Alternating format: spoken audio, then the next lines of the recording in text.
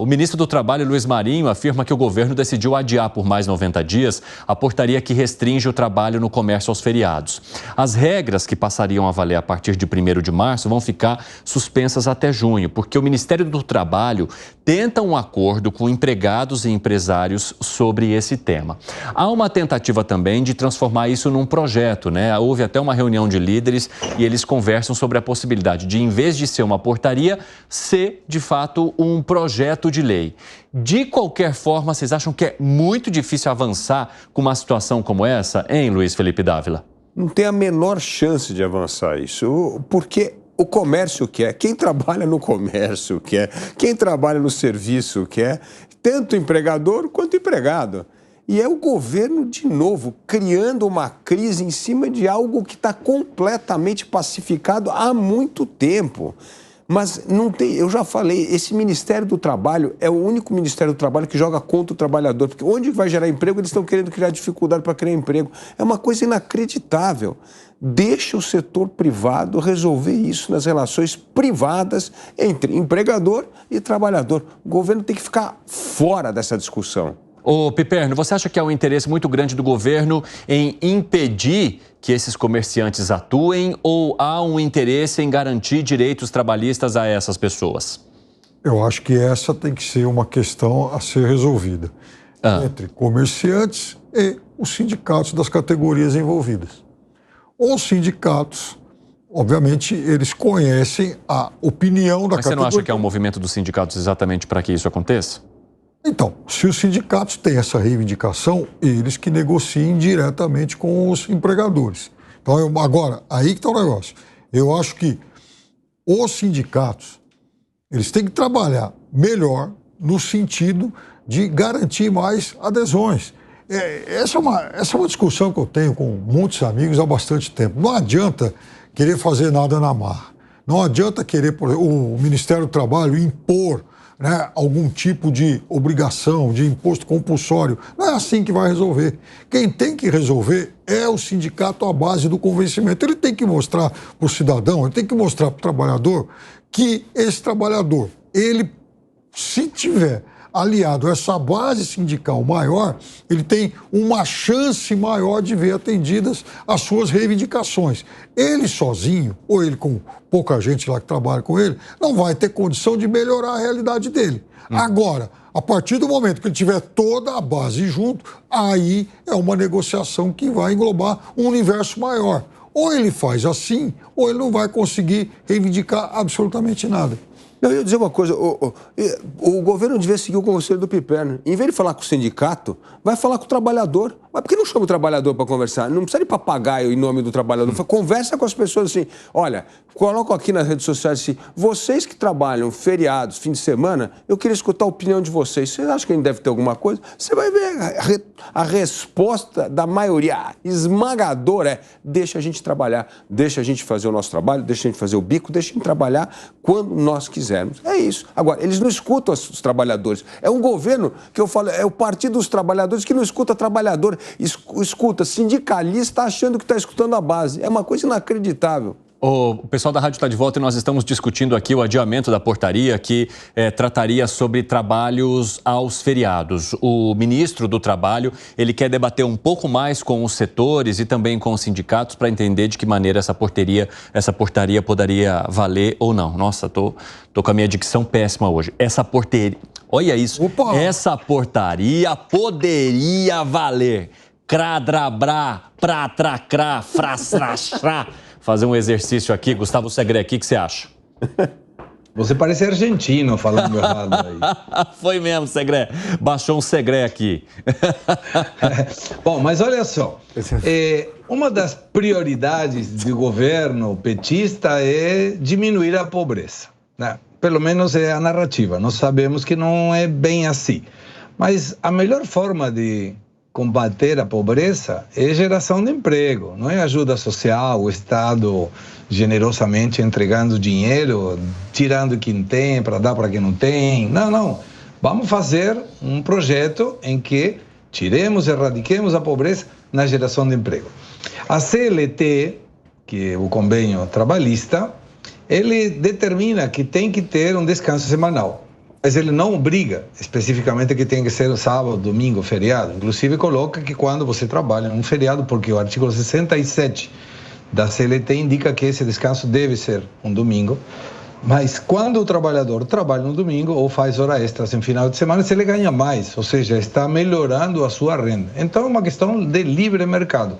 Se tem um empregador que propõe a possibilidade de trabalhar ao empregado, e esse empregado entende que isso é bom para ele aceita essa oferta, ele trabalha e ganha mais.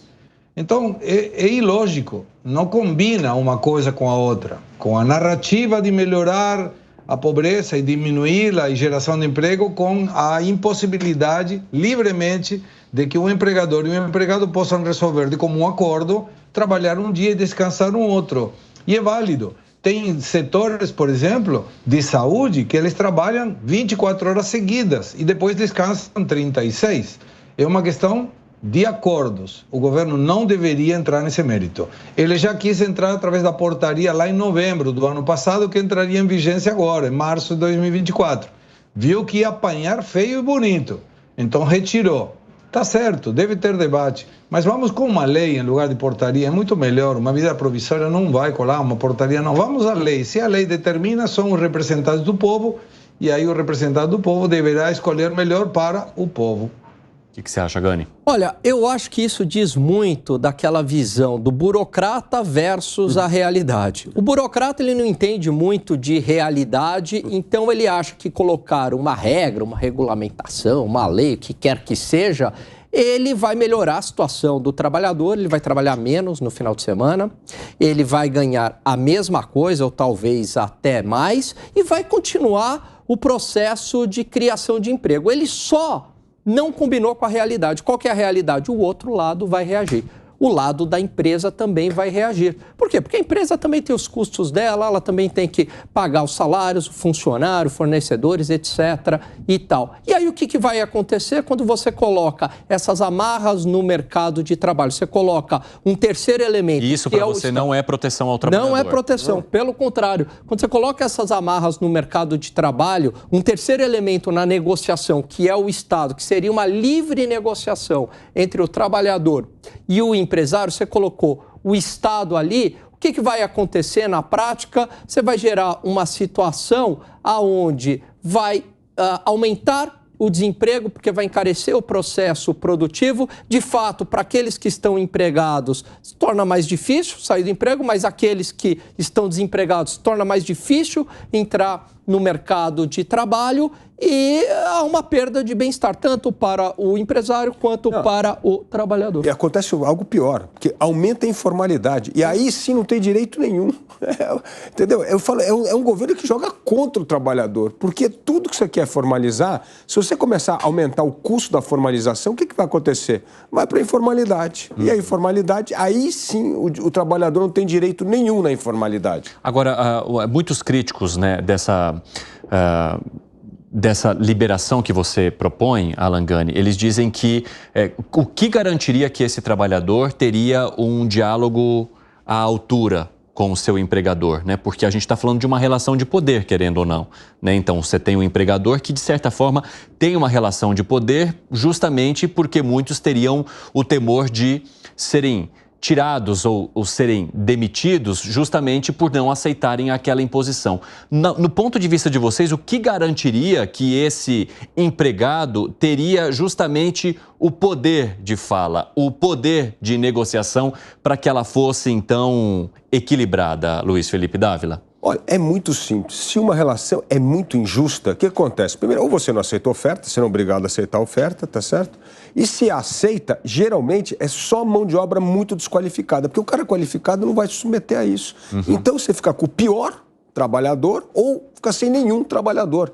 Então não adianta, essa relação de desigual, na prática, ela se existe, ela só prejudica a empresa, ela nunca beneficia a empresa. Aliás, o que beneficia uma empresa é uma empresa que trata bem os seus funcionários.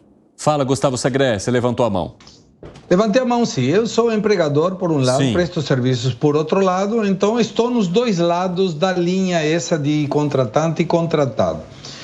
Muitas vezes se fala, você deu um exemplo que é o criterioso, Vamos supor que eu, como empregador, preciso de alguém que trabalhe aos domingos e dentro da minha planta de funcionários não tem nenhum que aceite. Então eu necessariamente vou ter que demitir alguém para contratar outro alguém que possa prestar esse serviço no momento que o negócio precisa.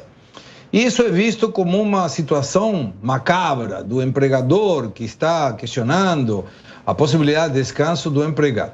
Mas vamos avaliar a outra possibilidade. O empregado está trabalhando numa empresa, vem uma outra empresa, pode ser concorrente ou não, e oferece um salário maior que aquele que ele está ganhando na minha empresa. O que ele vai fazer? Ele vai embora. Natural. Ele está sendo pago melhor para fazer a mesma coisa que eu estou propondo que ele faça, então ele deixa o emprego e vai para um emprego melhor. As duas situações são exatamente iguais.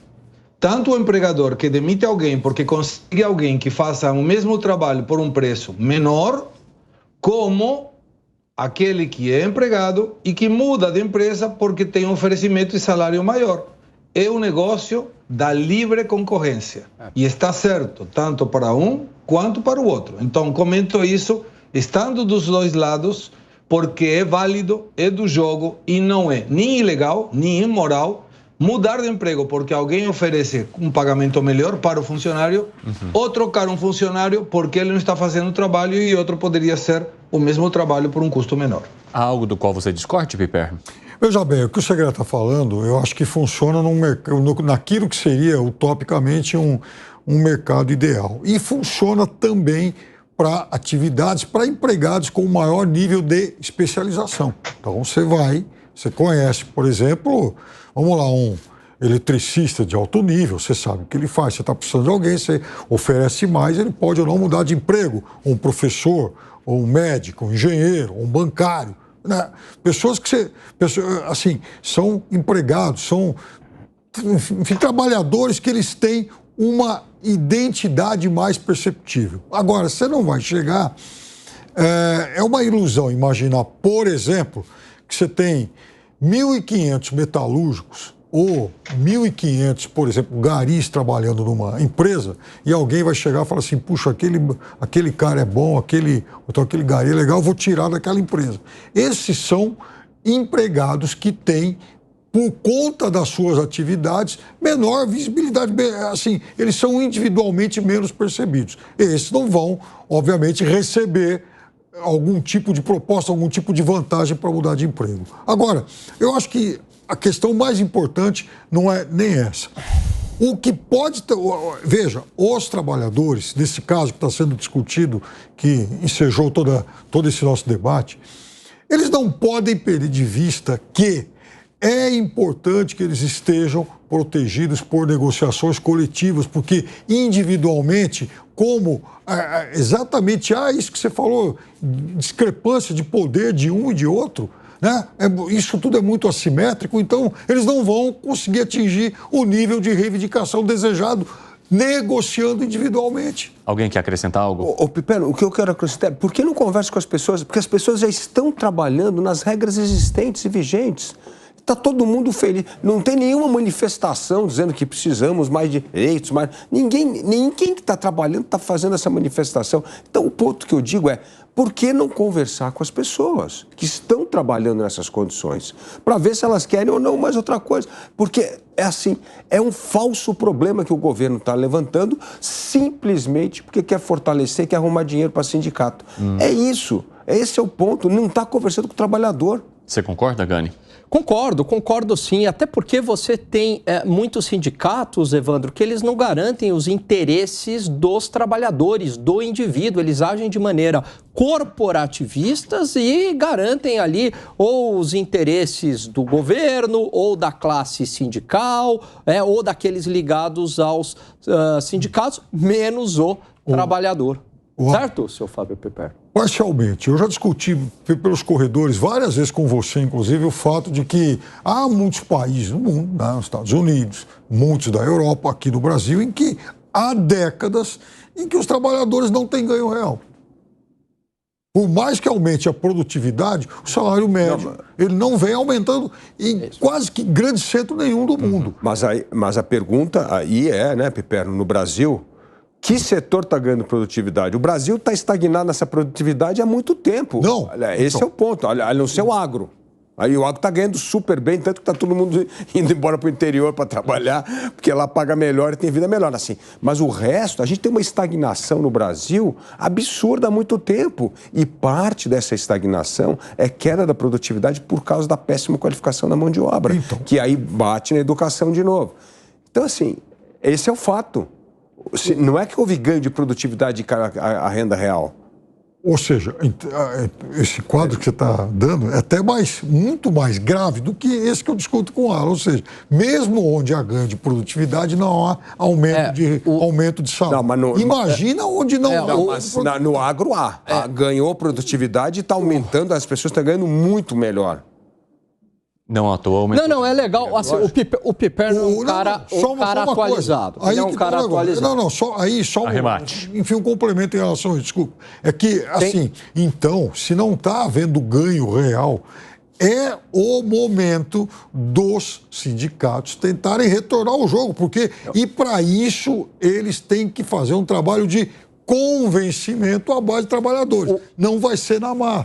Gani e Segrega. Não, o Piperno está muito bem informado em relação a isso. De fato, existe algo que intriga muitos economistas hoje, é que há um aumento da produtividade no mundo, mas não há um aumento, o salário não acompanha na mesma proporção como era no passado. Mas ninguém consegue entender direito esse fenômeno. Isso talvez esteja ligado à inteligência artificial, à tecnologia, ou seja, para onde está indo esse aumento de renda. Agora, eu acho que a solução aí, Piperno, não significa que é porque há má negociação salarial, porque há um enfraquecimento do sindicato. Eu acho que o fenômeno é de outra natureza. Fala, Segré. O governo analógico não entendeu que estamos numa era digital, Evandro. Está olhando no problema errado. Não é o problema se tem que trabalhar finais de semana, domingo, feriado. Tem inteligência artificial e nem isso é um problema hoje. Tem 2 estudos, a gente já comentou no 3 em 1. Um da Universidade de Barcelona. Em 10 anos, 50% dos trabalhos que hoje existem não existirão mais. Tem outro do Banco Mundial, 79% das crianças que hoje têm até 10 anos vão ter que trabalhar em empregos que ainda não foram criados. E o governo está pensando em se tem que trabalhar domingo, tem que pedir autorização. Já tem supermercados que não tem atendente e não tem caixa. Se você vai no supermercado, você vai observar que tem um monte de caixas automáticas, de automação. Não precisa mais de um caixa. Esse é o problema que o governo teria que ver para o futuro. Não se tem que trabalhar sábado, domingo. Vai ter um monte de gente, se continuar assim, que vai pedir, por favor, trabalhar sábado e domingo, mesmo na informalidade, como muito bem mencionava Dávila. O que tem a ver essa questão de, sábado, domingo? Gente, vai ter muita gente desempregada em função da tecnologia. O metrô, linha 5 do metrô, não tem condutor. Isso como que você avalia essa situação em termos de um monte de indústrias e segmentos econômicos? Esse é o problema. O governo está olhando uma questão analógica, estamos na era digital. Perfeito, e quer ver uma influência aí do sindicato? Por exemplo, aqui em São Paulo, né, você tem o bilhete eletrônico, um monte de cidade no mundo, Sorocaba, Bogotá, Nova York, né? Um monte de cidade, você não tem mais a figura do cobrador. Então há uma perda de bem-estar para a sociedade à custa do poder do sindicato, mantendo ali o trabalhador.